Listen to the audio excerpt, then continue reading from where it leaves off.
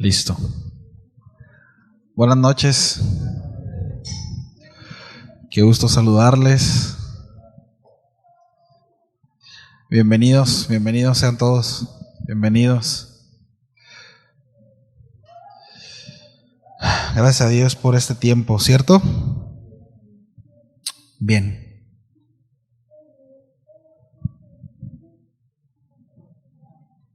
¿Cuántos traen Biblia?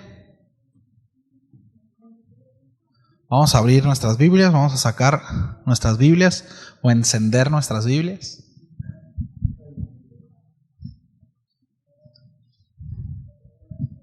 Vamos a abrir la Primera de Corintios, capítulo 15. Continuamos con nuestra serie que se titula Vivamos piadosamente. Ya estamos entrando a la recta final de esta carta. Pablo concluye esta carta con el tema de la resurrección de los muertos, teniendo como base la muerte y la resurrección de Cristo. Miren, todo hombre debiera vivir con un propósito y con un objetivo. ¿Sabe? Eso es bien importante. Cuando no se tiene un objetivo, cuando no se tiene un propósito, es muy fácil perderse. Sí. Es muy lamentable cuando una persona se levanta día a día y pasa el tiempo, pasan las semanas, pasan los meses, pasan los años y no tiene un objetivo, no tiene un propósito, ¿no? Me levanto, trabajo, regreso, me duermo y me levanto, trabajo, regreso, duermo, ¿sí? Discuto con mi esposa, regaño a mis hijos, llegó el fin de semana, ¿verdad? Y espero de perdida un mediodía del fin de semana quizá para poder medio descansar pensando en que tengo que regresar a la misma rutina del lunes. Dios no nos diseñó para eso, ¿sabe? Esa no es la vida que debemos de llevar. ¿Sí? Y es tan sencillo caer en esa monotonía, caer en esa rutina cuando no se tiene un propósito, cuando no se tiene un objetivo. Y la palabra que quiero usar básicamente, ¿no? O principalmente es cuando no se tiene un ancla. Sí. Cuando no hay algo que nos fundamente y cuando no hay algo que nos mantenga parado. Entonces, cuando no tenemos ese propósito, cuando no tenemos ese ancla, es muy fácil que nos perdamos. Sí, cuando no se tiene esa ancla, esa base, vienen dificultades, golpean con gran ímpetu y la inercia del golpe suele movernos. Sí. Es por eso que durante un tiempo pensamos de una manera y pasa el tiempo y después pensamos de otra manera, ¿no? Aquellas cosas que en algún momento nos apasionaba, ahora ya no. ¿Cuántos saben de lo que estoy hablando? Sí. Incluso nuestros gustos cambian según nuestras necesidades. Miren, personalmente, yo cuando era más joven, cuando era un muchachito, más muchachito todavía, yo miraba los carros deportivos y me gustaban en la tele y me llamaban mucho la atención. Ahora los veo y se me hacen muy padres, pero si me dieran a elegir, digo para que no tomen nota, no, por si alguien quiere regalar un carro. Pero si me dieran a elegir un carro deportivo a una camioneta, prefiero la camioneta. ¿Sabe? Mis gustos cambiaron debido a mis necesidades. O sea, no me veo a 160 kilómetros por hora, ¿no? Yendo a cabo, me veo más en una camioneta con mi esposa y mis hijos. No sé si me doy a explicar al ejemplo. Es decir, nuestras necesidades cambian, por tanto, incluso nuestros gustos, nuestra forma de pensar, porque somos humanos. Sí. Entonces, en cuanto a la fe, escúchenme muy bien, el ancla y la esperanza es la vida eterna. Es la vida eterna. Sí. La resurrección de nuestros cuerpos, recibiendo un cuerpo glorificado. Escúchame, esto es padrísimo.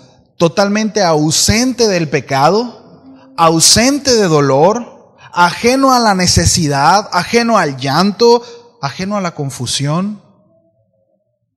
Sí. Bueno, ese es el tema que está abordando el apóstol Pablo en estos versos. Acerca de la resurrección. Y esa esperanza, que es la esperanza más grande, mis amados, que es lo que nosotros podemos tener como creyentes. Y que esto es un ancla para nuestra vida, porque muchas cosas se pueden mover, pero esto no. Porque esto es lo que nos lleva a perseverar, esto es lo que nos lleva a mantenernos, esto es lo que nos lleva, porque hay una esperanza de vida. Si no, más adelante el apóstol Pablo dice, comamos y bebamos, deschonguémonos, no hay nada más después de esta vida. Entonces ya estamos ahí en 1 Corintios capítulo 15, vamos a leer a partir del verso 29 al 34, dice así: de otro modo, ¿qué harán los que se bautizan por los muertos, si en ninguna manera los muertos resucitan? ¿Por qué pues se bautizan por los muertos? ¿Y por qué nosotros peligramos a toda hora? Os aseguro, hermanos, por la gloria que de vosotros tengo en nuestro Señor Jesucristo, que cada día muero. Si como hombre batallé en Éfeso contra las fieras, ¿qué me aprovecha? Si los muertos no resucitan, comamos y bebamos, porque mañana moriremos. No erréis, las malas conversaciones corrompen las buenas costumbres. Velad debidamente y no pequéis, porque algunos no conocen a Dios, para vergüenza vuestra lo digo. Vamos a orar, ¿sí? Dios, muchas gracias por este tiempo, gracias por la oportunidad que nos das de reunirnos. Ayúdanos, que tu Espíritu nos guíe, dame la gracia para compartir esta porción de tu palabra y que pueda penetrar lo profundo de nuestro corazón, Señor. Te lo pedimos en el nombre de Jesús. Amén. Bien, como mencionaba hace un momento, Pablo continúa su argumento en cuanto a la doctrina de la resurrección de los muertos, y hasta ahora no solamente ha defendido esta doctrina, sino la ha fundamentado en la fe, precisamente en la misma resurrección de Cristo, lo cual es el tema central del Evangelio. ¿Sí? Es decir, miren, el Evangelio, el tema central del Evangelio no es que seamos felices, ¿sí? No es que tengamos bonitos matrimonios, no es que nuestros hijos salgan de las drogas o que nosotros podamos alejarnos de algún vicio. Esos son puntos de contacto. Es decir, suelen haber ciertas tragedias, suelen haber ciertas circunstancias que por supuesto nos llevan a sufrir y que nos duela, y lo único que hacen esas circunstancias y esas situaciones es mostrar nuestra vulnerabilidad y la necesidad que tenemos de Dios. ¿Me explico? Sin embargo, el Evangelio, el mensaje central de este, es la oportunidad de una vida eterna. Es la restauración de nuestra relación con el Creador. Y las demás cosas se van poniendo por sí solas, como Tetrick, ¿no?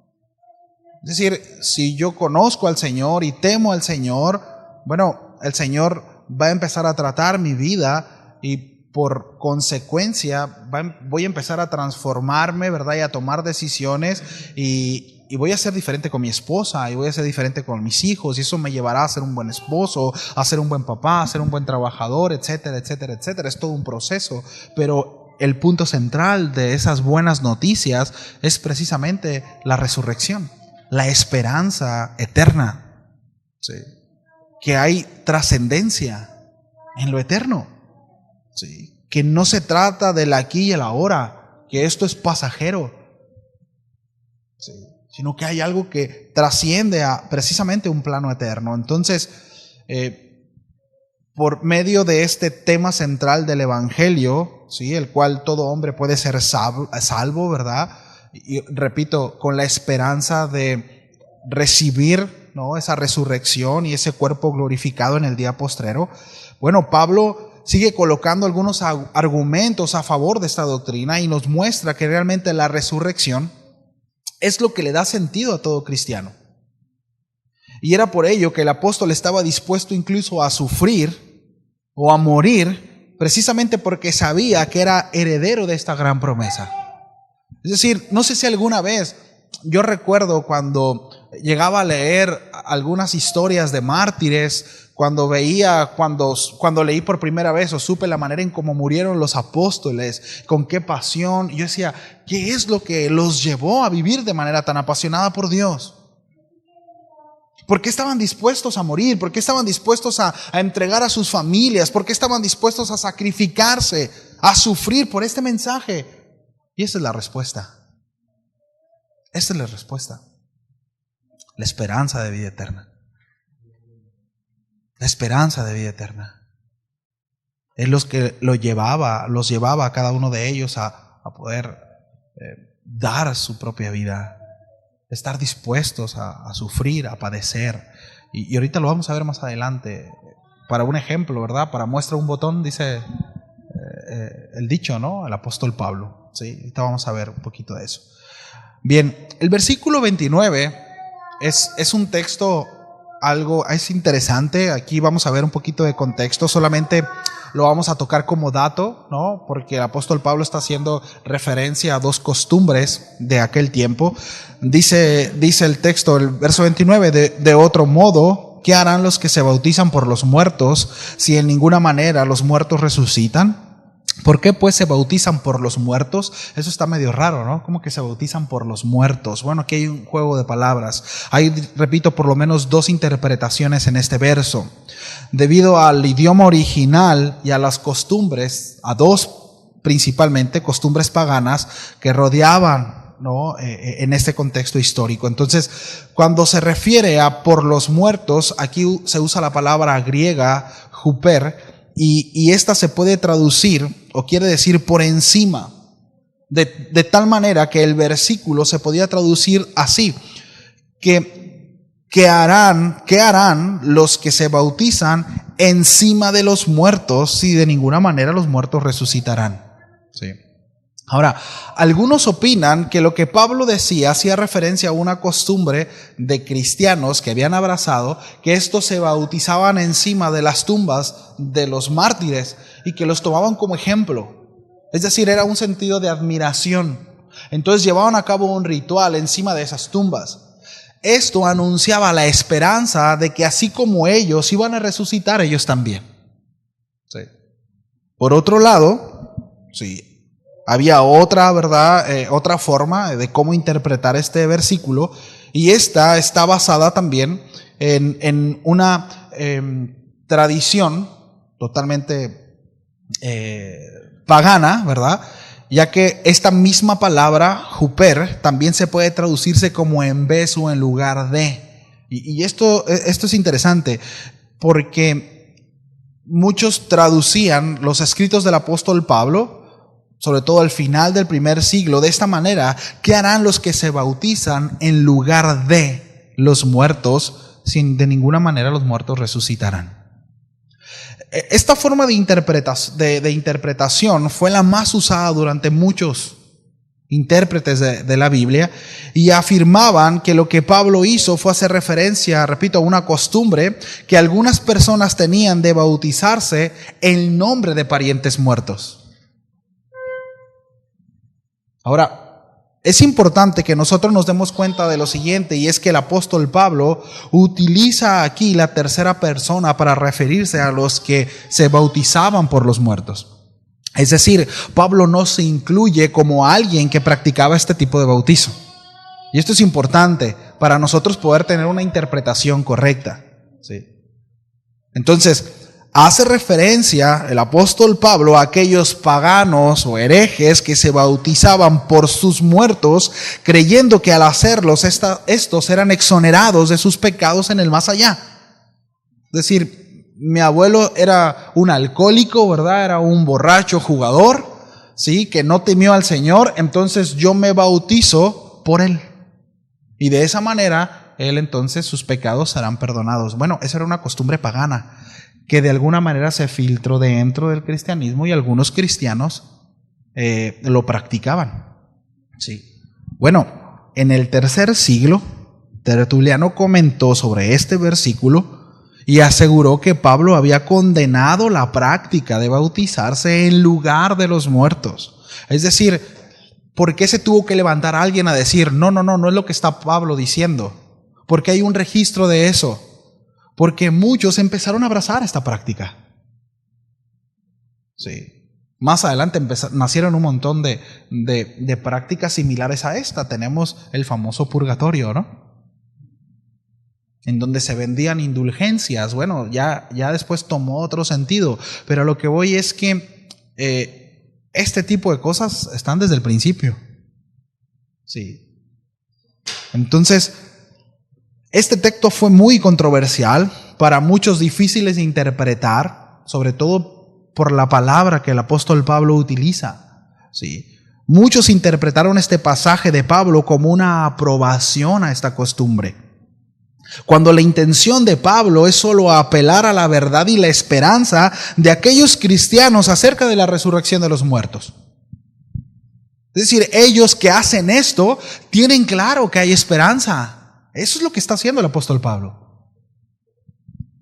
Aquellos que se bautizan en nombre de o encima de, ellos entienden que los muertos resucitan. Eso es lo que estaba haciendo el apóstol Pablo, pero siempre lo mencionó, repito, en tercera persona. Él jamás se incluyó en una práctica como esta. Ahora, hubo un hombre, Marción, era un pseudoteólogo, ¿no? Que él hablaba acerca del dualismo y mencionaba que el Dios del Antiguo Testamento no era el mismo que el Dios del Nuevo Testamento. Sí, entonces él quería mutilar la escritura. De hecho, el único evangelio que él veía como válido era el de Lucas. Sí. Y este tipo hizo muchas cosas, ¿no? Entre ellas era precisamente aprobar esta tradición. ¿Sí? 100 años después, Cristótomo denuncia a los seguidores de Marción como herejes, ¿sí? que torcían las escrituras y promovían dicha práctica, y dijo: eso está totalmente cancelado. Y bueno, ya por supuesto los creyentes, ¿verdad?, tuvieron que, dentro de los muchos concilios, llegaron y dijeron: esto no tiene nada que ver con lo que la escritura enseña. Entonces, hasta el momento, mis amados, lo que Pablo está haciendo es presentar la resurrección como uno de los temas más grandes del evangelio, y ha expuesto, ¿verdad?, lo triste que sería si Cristo no hubiese resucitado. Sí, está enfatizando eso. Entonces, concluyendo en este pasaje, tomando en cuenta las enseñanzas de nuestro Señor Jesucristo, todo el contexto bíblico, aun cuando Pablo haga referencia a aquello que practicaban este tipo de bautizo, aun cuando el apóstol Pablo haya utilizado esta frase, ¿verdad?, de que se bautizan, ¿sí?, por ellos o en lugar de ellos, no podemos interpretar que Pablo lo está tomando en cuenta para promoverlo. No podemos interpretarlo de esa manera. Necesariamente tenemos que concluir que Pablo solo hace referencia, repito, a la esperanza de la resurrección de los muertos que aún los herejes tenían como verdad. ¿Me explico? Si no, Pablo se estuviera contradiciendo. Y en el momento en que nosotros abracemos una verdad como esa, entonces no podemos tener los escritos del apóstol Pablo como inspirados del Espíritu Santo. Sí. Entonces, versículo 30 dice: ¿y por qué nosotros peligramos a toda hora? Os aseguro, hermanos, por la gloria de que vosotros tengo en nuestro Señor Jesucristo, que cada día muero. Si como hombre batallé en Éfeso contra fieras, ¿qué me aprovecha? Si los muertos no resucitan, comamos y bebamos, porque mañana moriremos. Miren, el saber que los creyentes resucitaremos en el día postrero nos da un sentido de mayor esperanza y mayor gozo. Y con esto en mente, todas nuestras pruebas, todas nuestras tribulaciones, sí, no se comparan con la ira venidera. Miren, todo va a pasar, ¿cierto? La Biblia dice que cielo y tierra pasará. También sus problemas. También sus enfermedades, sí, también los conflictos, el dolor, todo eso pasará. Todo pasará. Pero la palabra de Dios permanece para siempre, y los que están en ella también.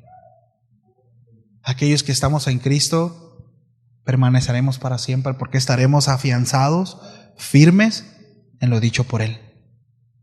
¿A poco no es esperanzador eso? Todo pasará, todo va a pasar. El hombre es efímero. Este mundo pasa, es efímero. Pero Dios no.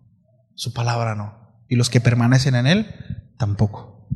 trascendemos en eternidad y un día estaremos con Él, con un cuerpo glorificado, con un cuerpo que puede resistir la presencia de Dios. ¿Por qué ahora no? Porque este cuerpo no ha sido glorificado. No podemos. ¿Recuerdan cuando Moisés tuvo un encuentro con el Señor y le dijo, déjame verte cara a cara? Y el Señor ahí utiliza, ¿no?, algunas metáforas, por supuesto. Dice, mira, no puedes verme cara a cara. Si tú vieras mi rostro, te mueres. No tienes la capacidad. Este cuerpo no tiene la capacidad. Si nosotros nos acercamos, estamos hablando de cierta distancia, un par de kilómetros al sol, nos chamuscamos. Ahora imagínense la gloria de aquel que creó esa estrella, de muchas otras, que no es la más potente. Ahora imagínense la gloria de ese Dios. Es imposible que podamos resistir de pie delante de la presencia de nuestro Creador. Por eso el Señor le dice a Moisés, si tú me miras, te mueres, pero voy a permitir que veas mi espalda. Es decir, te voy a mostrar solo una parte de mí. Pero un día, mis amados, recibiremos un cuerpo el cual soportará la presencia del Señor. Y podemos verlo a Él cara a cara. ¡Qué esperanza!, ¿no? ¡Qué esperanza! Bueno, ese es el cimiento del mensaje, ¿sí? Y teniendo en mente esto, nuestras pruebas, nuestras tribulaciones, ¿sí?, no son nada a esa recompensa que el Señor nos ofrece a través de Cristo Jesús, a través de la obra. Por eso Pablo decía que con todo gozo, ¿verdad?, ponía su vida en peligro, ya que sabía que un día resucitaría entre los muertos. Vale la pena. Vale la pena ponerme en peligro. Vale la pena sufrir por eso. Por supuesto que sí. Dice, os aseguro, hermanos, por la gloria que de vosotros tengo en nuestro Señor Jesucristo, que cada día muero. Si tengo que morir hoy, me levanto dispuesto a morir, porque sé que lo que viene es mejor. Pablo afirmaba, ¿verdad?, que por el mismo orgullo, por así decirlo, que le provocaban los corintios, los cuales se habían convertido gracias a su ministerio. Recuerden que el apóstol Pablo fue quien evangelizó a los corintios, ¿sí? Él es el padre de los corintios, él fue quien les predicó, ¿sí?, en ese sentido, padre de la fe. Por esa promesa de resurrección de los muertos, ¿verdad?, él se arriesgaba, él arriesgaba su vida sabiendo que su sacrificio no era en vano. Sí. Y en este pasaje el apóstol Pablo relata una de sus tantas aventuras a lo largo de su ministerio, que dice que estuvo a punto de ser comido por fieras salvajes, ¿no?, ahí en Éfeso. Dice, si como hombre batallé, dice, en Éfeso contra fieras, ¿no? Se andaba peleando con leones y no sé, de hecho no hay un relato como tal en Hechos acerca de eso, solo lo encontramos, ese dato lo tenemos aquí en Corintio, ¿verdad?, en este texto que vemos, sí, pero de acuerdo con el libro de Hechos, Pablo estuvo 3 años en Éfeso durante su tercer viaje misionero, sí, y fue allí seguramente, ¿verdad?, en uno de esos viajes que sufrió uno de estos percances, pero tuvo muchísimas dificultades, muchas adversidades, sí. Miren, de hecho, más adelante, en 2 Corintios, capítulo 6, y en el capítulo 11 también, se los voy a leer, el apóstol Pablo habla acerca de las persecuciones que vivió, precisamente por servir al Señor, ¿no? Y recordemos, no quitamos, ¿no?, el pensamiento de por qué lo está haciendo Pablo. Es decir, ¿en dónde está puesta la mente de Pablo? ¿Dónde está puesta la motivación del apóstol Pablo? ¿En dónde está puesta su pasión? ¿Sí? Una palabra, creo yo, que se ha olvidado la iglesia: pasión. Una pasión por Dios. ¿Sí? Dice 2 Corintios capítulo 6, verso 3: no damos a nadie ninguna ocasión de tropiezo para que nuestro ministerio no sea vituperado. Antes bien, nos recomendamos en todo como ministros de Dios, en mucha paciencia. A ver cuántos pacientes hay aquí. En tribulaciones, en necesidades, en angustias, en azotes, en cárceles, en tumultos, en trabajos, en desvelos, en ayunos, en pureza, en ciencia, en longanimidad, en bondad, en el Espíritu Santo y en amor sincero. Y a veces nos duele el uñero del pie chiquito y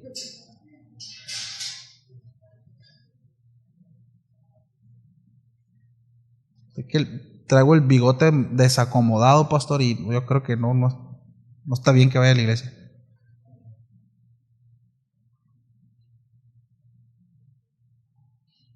Fíjese.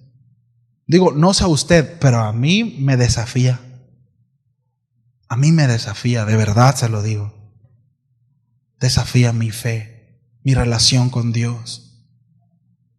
Más adelante describe un poco mejor los sufrimientos como ministro del Señor en el capítulo 11, ahí 2 Corintios en el verso 23. Y son ministros de Cristo, como si estuviera loco hablo, yo más. En trabajos más abundantes, dice. En azotes sin número. Es decir, ya ni los cuento. No es que eran 2 o 3, sin número. ¿Sí? En cárceles más.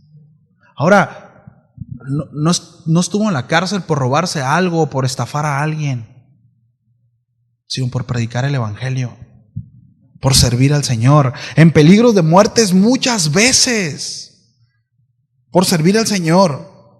De los judíos, como 5 veces he recibido 40 azotes menos 1. Esto es un hebraísmo para decir, me han pegado un montón de veces, ¿no? 3 veces he sido azotado con varas. 1 vez apedreado. Hay un relato ahí en Hechos, dice que lo tuvieron por muerto al apóstol Pablo. Es decir, lo golpearon de tal manera que dijeron, ya lo matamos, misión cumplida. Y después se levantó ahí con un montón de chichotes en la cabeza, ¿no? Y sabrá Dios qué tantas heridas. Pero apedrear a alguien y darlo por muerto es porque mínimo le quebraron unos 3 o 4 huesos. ¿Sabe? 1 vez apedreado, dice. 3 veces he padecido naufragio. 1 noche y un día he estado como un náufrago en alta mar. ¿Alguna vez ha navegado por la noche?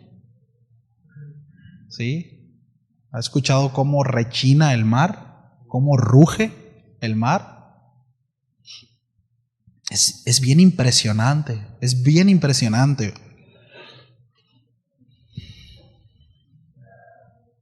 En caminos muchas veces, en peligro de ríos, peligro de ladrones, peligros de los de mi nación, peligro de los gentiles, peligros en la ciudad, peligros en el desierto, peligros en el mar, peligros entre falsos hermanos,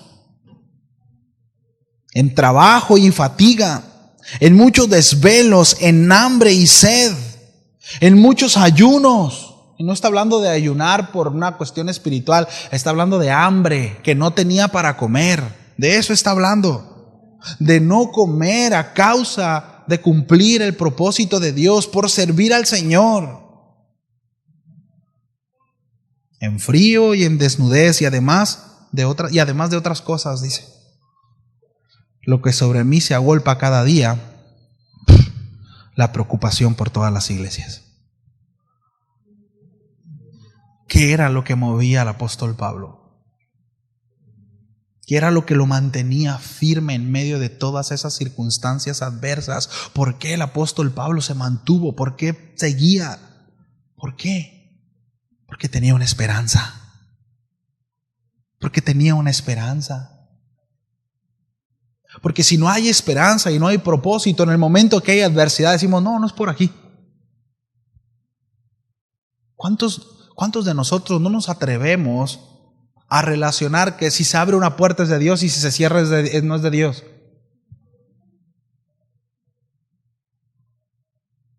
No se está dando. Yo creo que no es del Señor y renunciamos porque no nos gusta batallar.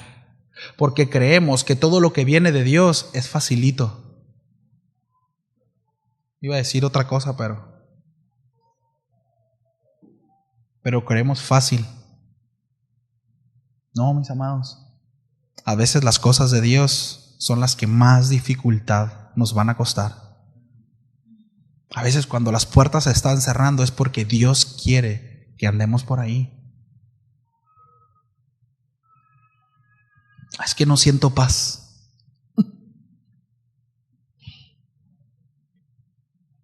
Todos estos padecimientos no eran nada para Pablo, mis amados, ya que su corazón albergaba la esperanza de que un día moriría por su Señor, pero éste lo resucitaría para estar en la gloria delante de su presencia eternamente. Eternamente. Por eso él decía: ¿qué me aprovecha? Si los muertos no resucitan, comamos y bebamos, porque mañana moriremos. Si la resurrección no fuese una promesa real, todo este esfuerzo sería en vano y mejor sería disfrutar la vida antes de morir. Pero lo cierto es que no es así. Cristo ha resucitado. En el verso 19 del capítulo 15 dice: y si nuestra esperanza en Cristo es solo para esta vida, es decir, si no hay trascendencia, si no va a trascender más allá de lo que estamos viviendo aquí, dice el apóstol Pablo, somos los más dignos de lástima de todo el mundo. Otra palabra dice: somos los más miserables. Somos los más miserables, pues dimos todo por nada. Y yo quiero volver a hacer esta pregunta, porque ya lo hice, según yo, en unas enseñanzas pasadas, pero la pregunta es: ¿qué tan miserable sería usted si no hubiese resurrección? ¿Qué tanta pérdida tendría usted si no había resurrección de muertos? Porque nosotros podemos ver que Pablo perdería mucho. No sé si me explico. Es decir, ¿usted lo está dando todo también?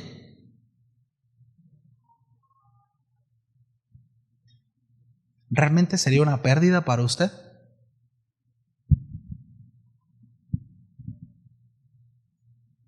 ¿Qué ha perdido a causa de Cristo? ¿A qué ha renunciado por Cristo? ¿Qué le duele por Cristo? ¿Seríamos miserables como Pablo? ¿Seríamos parte de este grupo miserable? ¿O no? Es una buena pregunta, ¿no? Que debiéramos hacernos todos. ¿En verdad yo sería parte de ese grupo de miserables? ¿O no? Verso 33. No erréis. No se equivoquen, dice el apóstol Pablo. Y él usa un proverbio hebreo. Dice: las malas conversaciones corrompen las buenas costumbres. Y hay mucho que hablar acerca de eso. Hay mucho que hablar. Pablo les dice a los corintios que no cometan el error de discutir con personas que aún después de habérseles presentado la doctrina de la resurrección, que es el tema que está tratando aquí, persisten en negarla y que con sus argumentos quieren persuadirlos de no creer. El apóstol Pablo, no solo Pablo, sino también Juan y también el apóstol Pedro, hacen mucho hincapié en cuanto a esto, a tener cuidado con quién discutimos, a quién prestamos oído. Dice: no erréis. Las malas conversaciones corrompen las buenas costumbres. Repito, no fue la única vez que el apóstol Pablo dio ese consejo. También se lo dio a Timoteo. En 2 de Timoteo 2:16 le dijo lo siguiente: mas evita profanas y vanas palabrerías, porque conducirán más y más a la impiedad. Evita, aléjate. ¿Qué platicas con tus amigos? En tu trabajo, con tus compañeros. El consejo de Pablo es: evita. Si hay algo que no edifica, quítalo.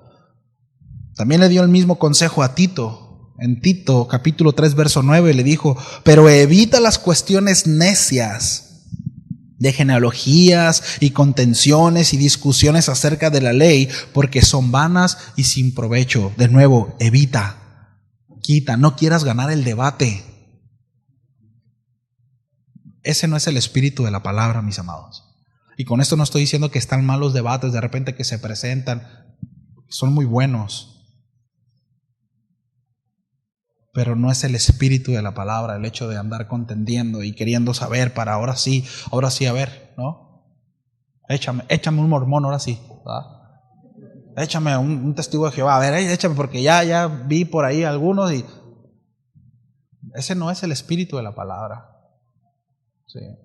Evita eso. Evítalo, apártate de eso.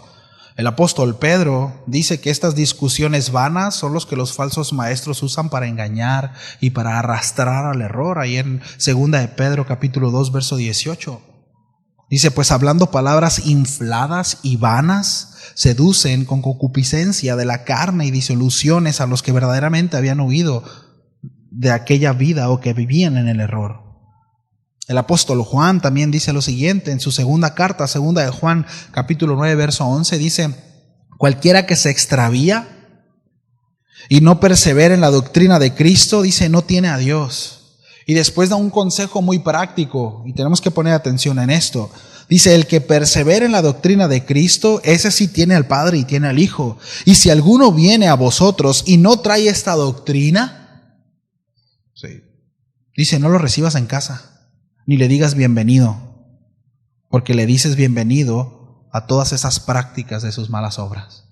Ahora, no está diciendo que no podemos juntarnos con los que no son cristianos, no está hablando de eso, sino con aquellos que traen un discurso y que quieren persuadir.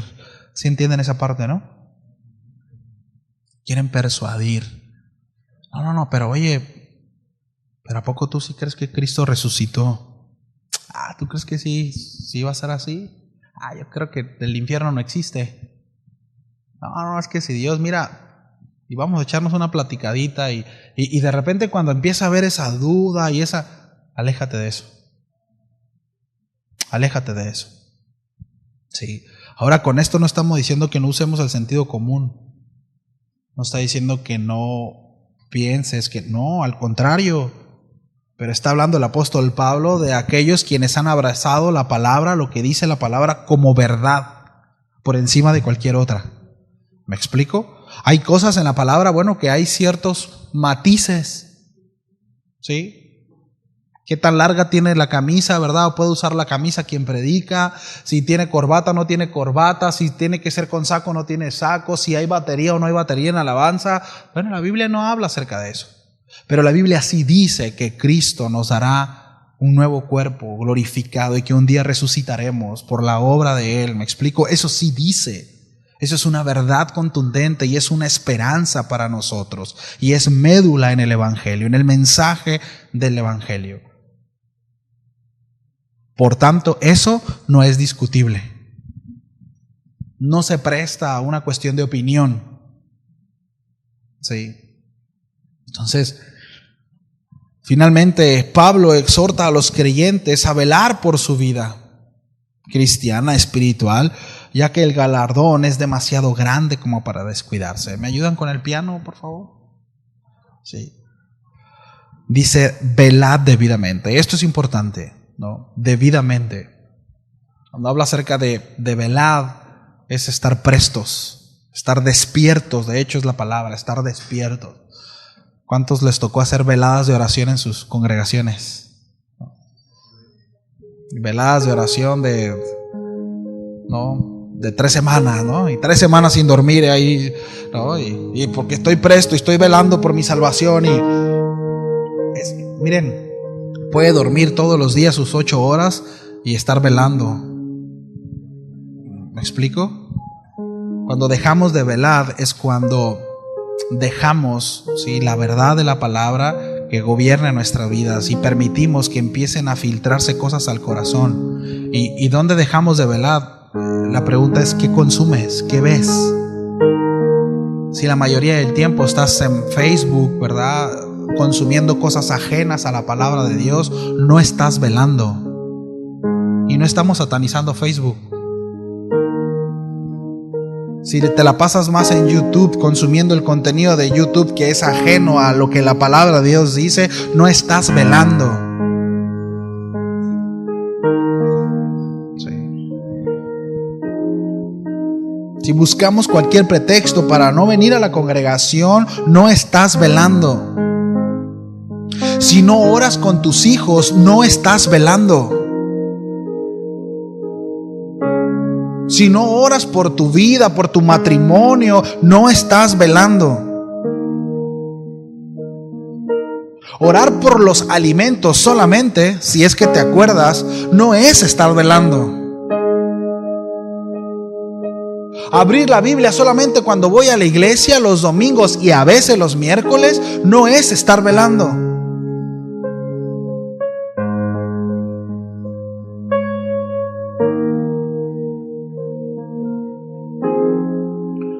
Velad debidamente. Hay una manera de vida de hacerlo.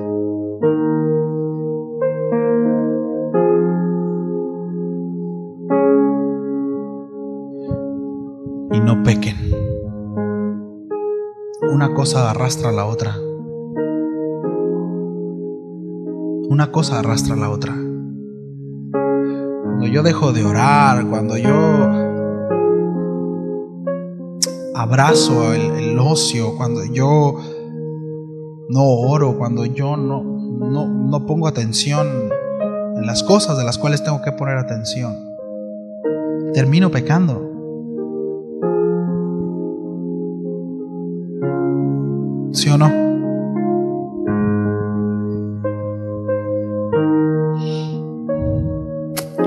Y es bien curioso, interesante ver que Pablo relaciona eso a quienes no conocen a Dios. Velad debidamente y no pequéis. Algunos, dice, porque algunos no conocen a Dios. Para vergüenza vuestra lo digo. ¿Sí? Que muchos hemos creído esta promesa, también hay otros que no las hacen. Hay muchos dentro que no creen esta promesa. Diría el pastor Raúl, no, creen que creen en esta promesa. Creo que creo.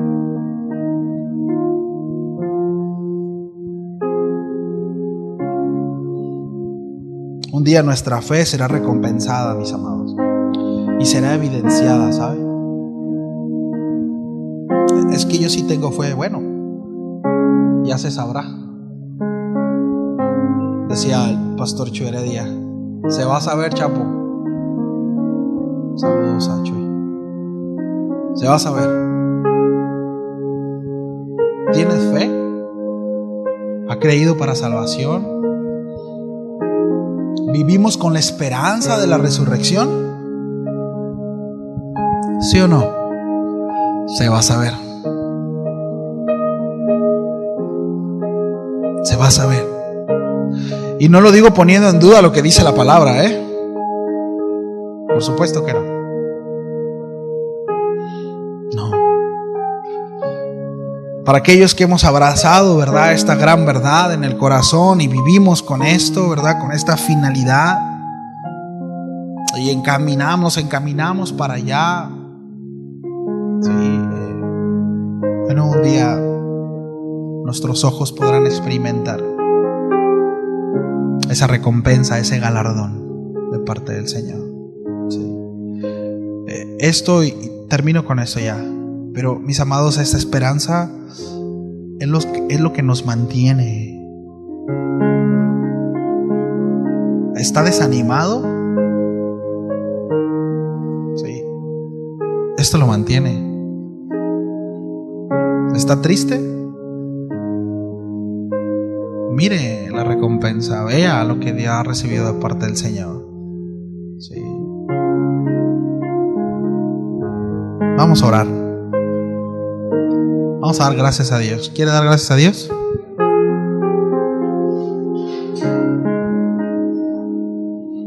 Que Dios nos ayude. Que Dios nos ayude.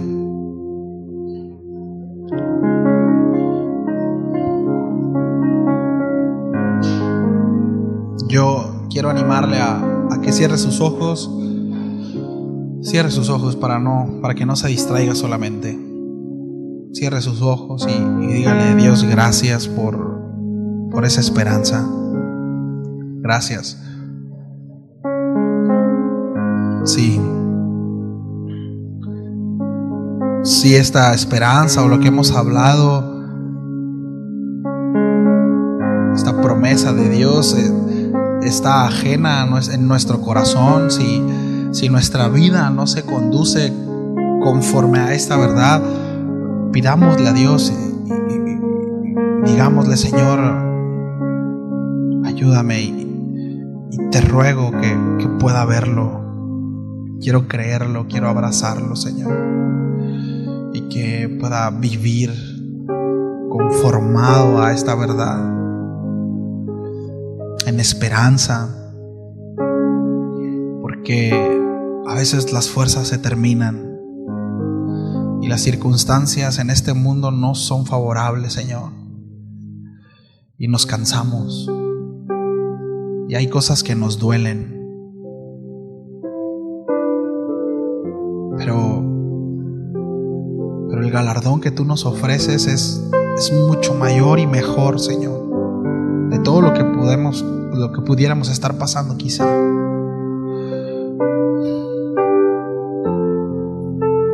Señor, que no nos desanimemos de perseverar en la fe. Seguirá habiendo gente que nos decepcionará, seguirá habiendo gente que nos quedará mal, Señor, pero que nuestra fe no esté basada en eso, que nuestra fe y nuestra esperanza esté basada en tu verdad. Ayúdanos a mantenernos firmes, Señor. Ayúdanos a quitar nuestros ojos y nuestra esperanza de la gente que nos rodea. Que podamos ser empáticos, que cuando alguien caiga, Señor, no lo tomemos personal. Si alguien, Señor, comete un error, que podamos amarles. Pero solo podemos lograr eso, Señor, si nuestro corazón está bien puesto en ti, si nuestra esperanza está puesta en lo que tú nos has prometido, Señor. Ayúdanos. Ayúdanos, Señor. En el nombre de Jesús te lo pedimos, Padre. Ayúdanos. Amén. Amén. Bien. Pues estamos despedidos. Que Dios me los bendiga. Si Dios lo permite, nos vemos el sábado. Y para los que no pueden estar el sábado en la mañana, nos vemos el domingo a las 11. ¿Sale? Bendiciones.